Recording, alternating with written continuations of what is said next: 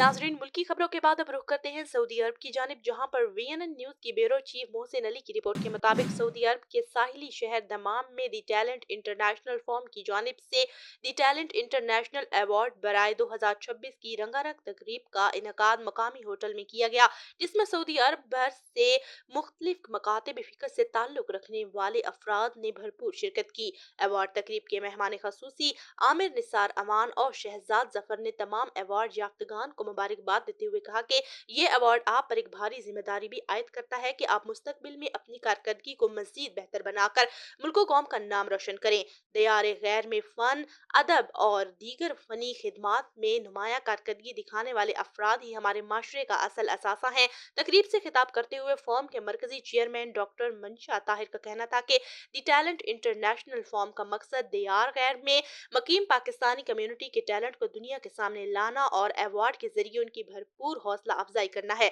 ये अवार्ड इस तवील सफर, जागती आंखों और मुसलसल कोशिशों का एतराफ है जो आपने इस मकाम तक पहुंचने के लिए की हैं। तकरीब से गुलाम मुस्तफ़ा खान, नदीम अहमद, राना जुल्करनैन, हाफिज अजीज अहमद, इश्तियाक अहमद अब्बासी, नसीम हसन और दीगर ने भी खिताब करते हुए कहा कि ऐसी तकरीबात आला सलाहियतों के हामिल अफराद की हौसला अफजाई और पाकिस्तानी कम्युनिटी के इत्तेहाद,